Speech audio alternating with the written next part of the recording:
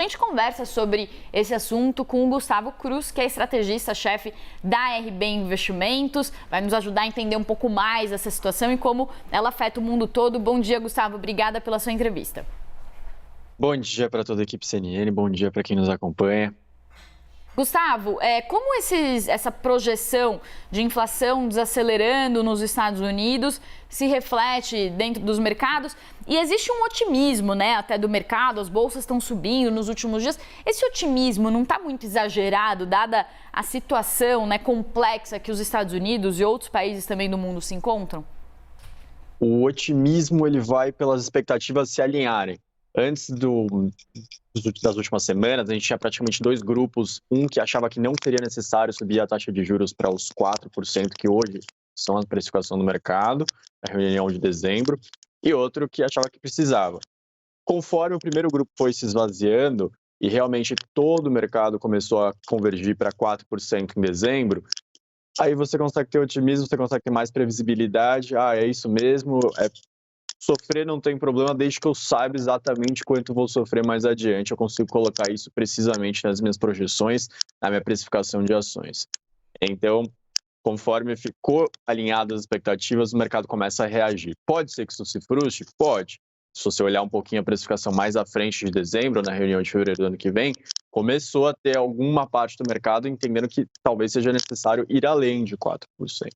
Portanto, essas expectativas têm que ser acompanhadas pelos investidores semana após semana, porque elas mudam rapidamente, conforme vocês estão trazendo aqui.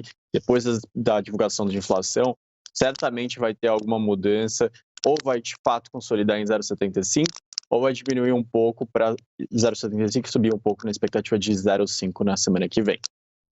Gustavo, quero trazer essa sua leitura aqui para o Brasil, porque a dinâmica é a mesma, né? Quer dizer, a hora que o Banco Central perceber que há um controle de expectativa e o mercado também, o mercado melhora, o Banco Central pode parar de subir juros, mas isso não significa que a guerra contra a inflação está controlada. E eu queria te perguntar um pouco também, olhando aqui para o Brasil, sobre a diferença do otimismo que a Priscila citou com 2022 e a preocupação com 2023. Eu fiz até uma analogia como se o governo tivesse ligado um ventilador ali com os estímulos fiscais, redução de impostos, e se vai ou não manter esse ventilador ligado no ano que vem para afastar esse tornado que se forma lá fora. Como é que você está vendo esse processo? Acredito que sim, a inflação deve continuar desacelerando, concordo com a visão da outra analista que estava participando antes.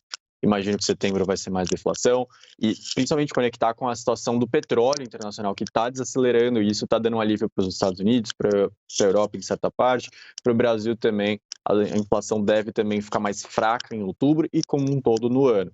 Para o ano que vem vai ser mais difícil, quem ganhar as eleições retomar esses impostos, talvez buscar elevar impostos de outra forma. Mas aí falando sobre PIB, que é a segunda parte da sua pergunta.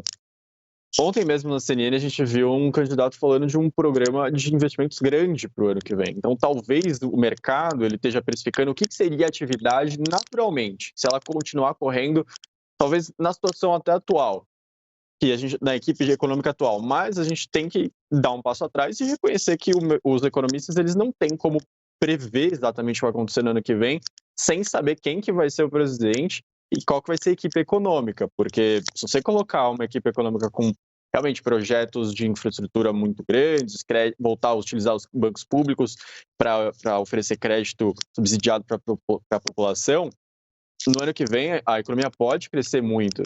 Isso, eu não estou entrando no mérito se crescer muito pela maneira correta, porque como a gente viu em 2014, 2015, 2016, inflar, talvez a economia cobra seu preço depois.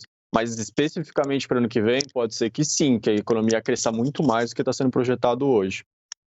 Gustavo, acho que você tocou num ponto importante, né? Eu escutei de alguns analistas de mercado que eles estão com uma visão de que tudo que está acontecendo agora, seja do presidente Jair Bolsonaro, seja do ex-presidente Lula, que são os candidatos que lideram as pesquisas, são promessas, mas sem um planejamento de como essas promessas vão ser cumpridas, né? Então eles falam de aumento de benefícios, de aumento de gastos e ignoram toda a parte da dificuldade de se implementar essas medidas, mas de certa forma é como se o mercado já esperasse, né, que essas promessas fossem feitas sem tantas justificativas de como que isso vai ser implementado. O que o mercado quer ver é o que acontece depois das eleições. Você diria que tem um paralelo disso também com as expectativas agora? Então agora temos expectativas de que inflação desacelere, com desaceleração global, mas depois vem a onda de realidade se impondo, tanto na economia brasileira quanto na economia global, que é uma realidade de desaceleração entre vários países e aqui também?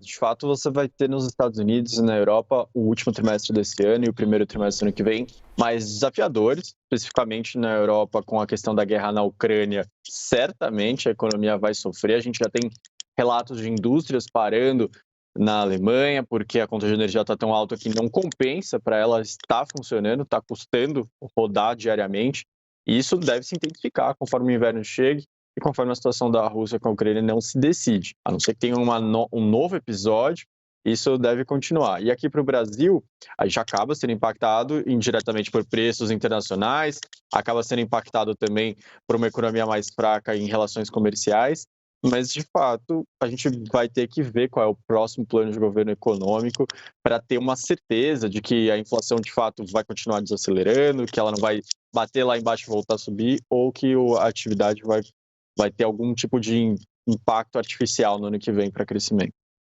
O Gustavo Cruz não tem cabelo branco, mas está adotando o modelo dos mais velhos com bastante cautela. Obrigada, Gustavo. O Gustavo Cruz, que é estrategista-chefe da RB Investimentos, estava aqui com a gente. A gente agradece mais uma vez.